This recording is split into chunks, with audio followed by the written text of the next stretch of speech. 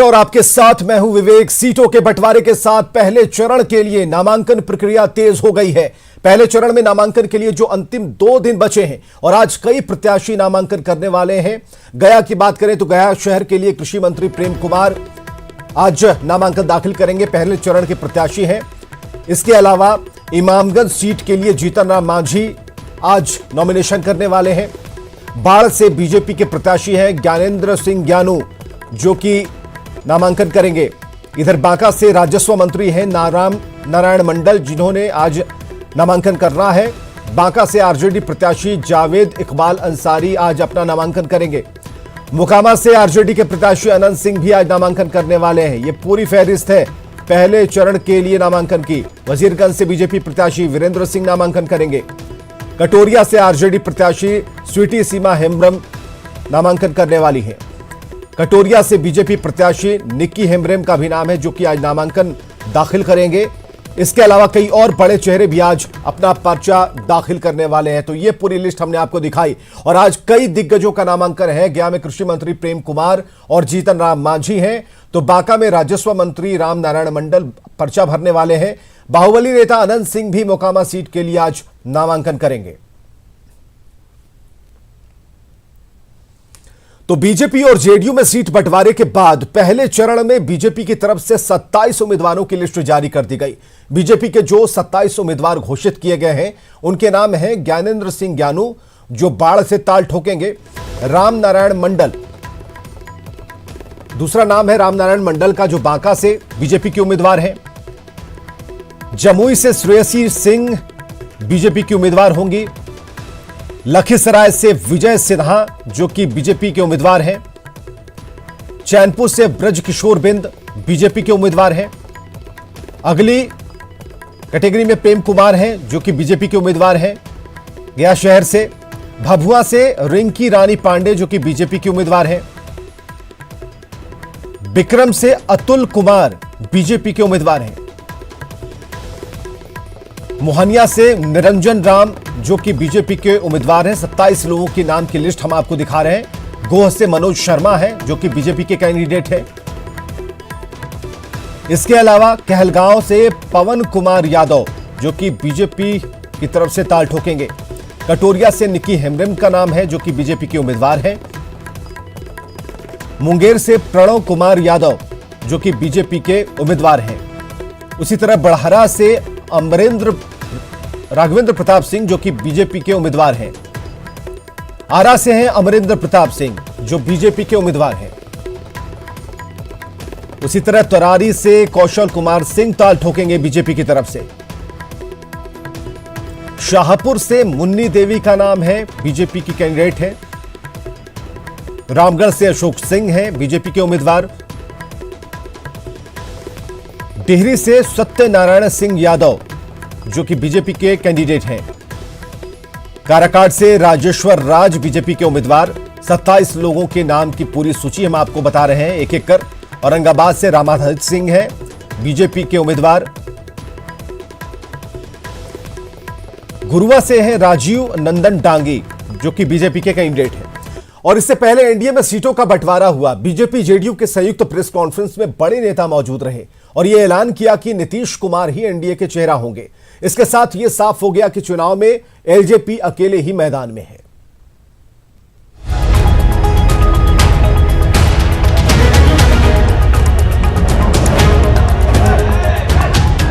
कई दिनों से एनडीए में सीट शेयरिंग को लेकर कयास लगाए जा रहे थे, लेकिन मंगलवार की शाम एनडीए प्रेस कॉन्फ्रेंस में सीट शेयरिंग का फॉर्मूला साफ हो गया। गठबंधन के तहत जेडीयू को 122 सीटें मिली हैं, जबकि बीजेपी को 121 सीटें मिली हैं। हमको जेडीयू 7 सीटें देंगी।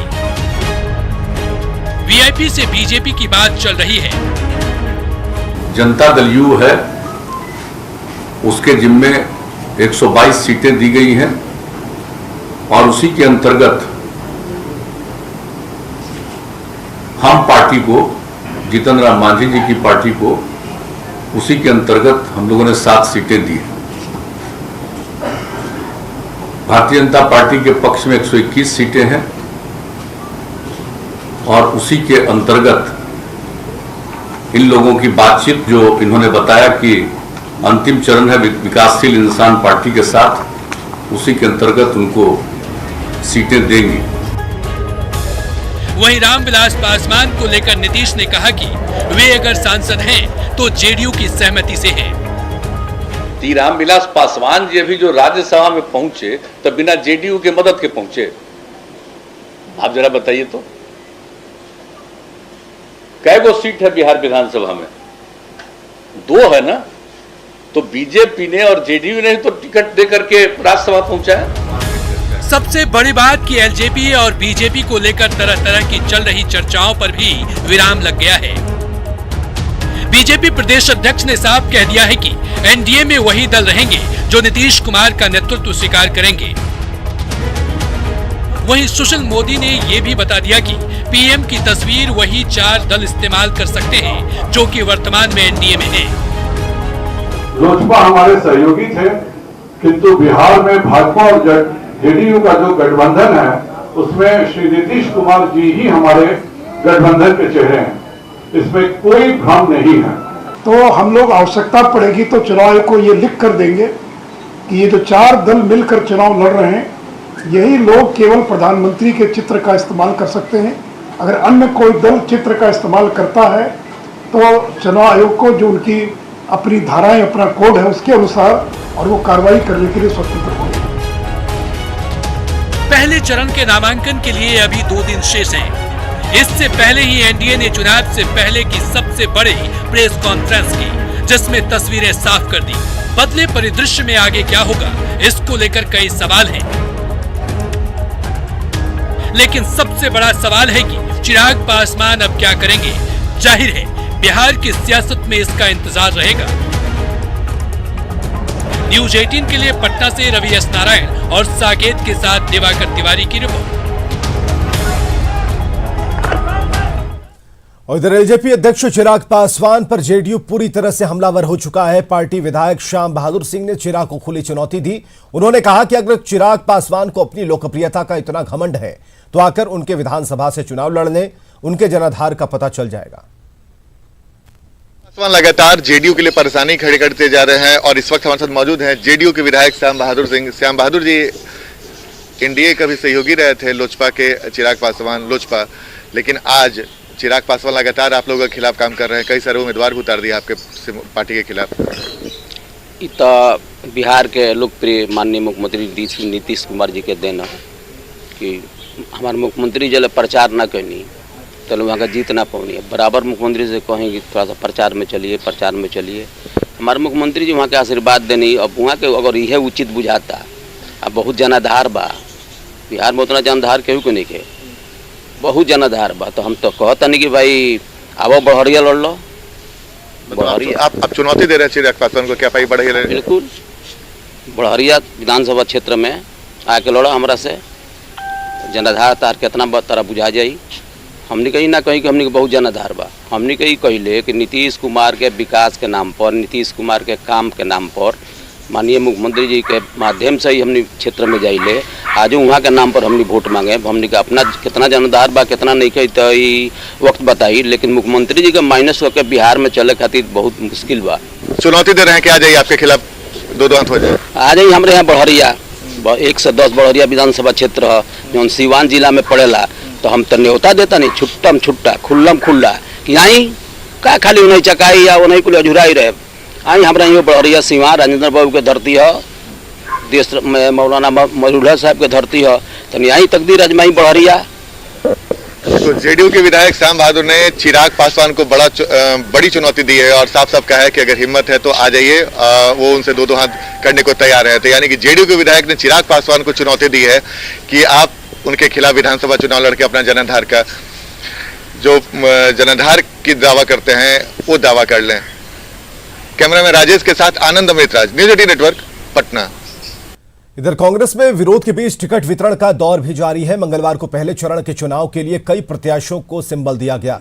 हालांकि दिल्ली से लेकर पटना तक विरोध भी देखने को मिला, लेकिन कांग्रेस के प्रदेश प्रभारी सचिव अजय कपूर की माने तो पार्टी में सब कुछ सामान्य है और कहीं कोई विरोध नहीं है। कोई विरोध नहीं है, कहीं कोई विरोध नहीं है। हमारे को तो नहीं लगता कोई विरोध है। सब मिलजुल के चुनाव लड़ेंगे और इस बार जनता यहाँ का चुनाव लड़ेगी, सरकार बदलेगी और इस बार महागठबंधन की सरकार बनेगी। तो बिहार चुनाव में जेएमएम और आरजेडी की दोस्ती टूट गई। आरजेडी पर राजनीतिक मक्कारी का आरोप लगाते हुए जेएमएम ने 7 सीटों पर चुनाव लड़ने का ऐलान किया। इस दौरान जेएमएम ने झारखंड में आरजेडी की राजनीतिक हैसियत की भी याद दिला दी। बिहार चुनाव में टूटी जेएमएम और आरजेडी की दोस्ती। जेएमएम ने किया अकेले चुनाव लड़ने का ऐलान। झारखंड मुक्ति मोर्चा लगभग 1.5 दर्जन सीटों पर अपनी दावेदारी पेश कर चुकी। झारखंड में दोस्त, बिहार में दुश्मन।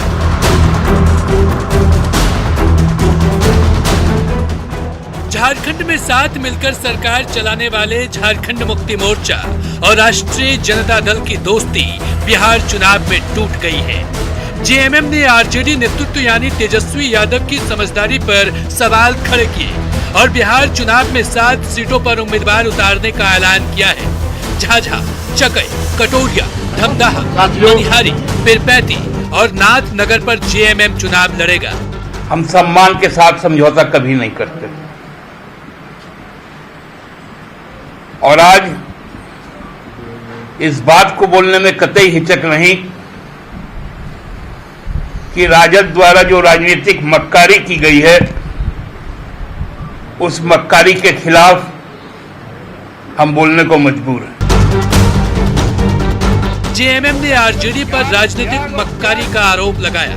जेएमएम ने न सिर्फ बिहार में दोस्ती तोड़ने का ऐलान किया बल्कि सीधे तौर पर तेजस्वी पर हमला बोला।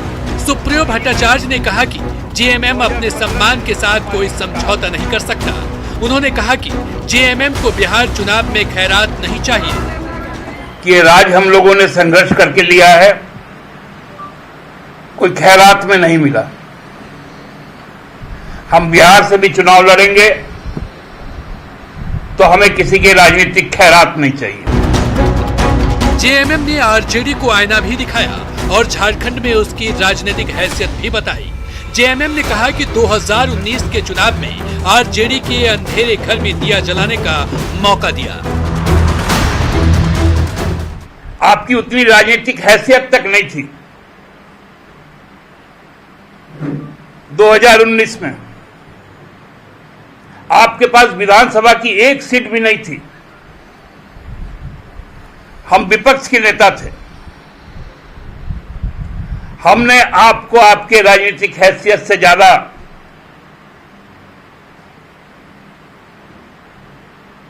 लोकसभा में भी टिकट दिया और विधानसभा से भी टिकट दिया। कैसे भूल जाते ये सब राजद के जो अभी नए नए नेता बने। जेएमएम ने बिहार में आरजेडी से दोस्ती तोड़ने का ऐलान किया, लेकिन झारखंड में ये दोस्ती जारी रहेगी। यानी बिहार में दुश्मनी लेकिन झारखंड में दोस्ती, शायद इसे ही राजनीति कहते हैं।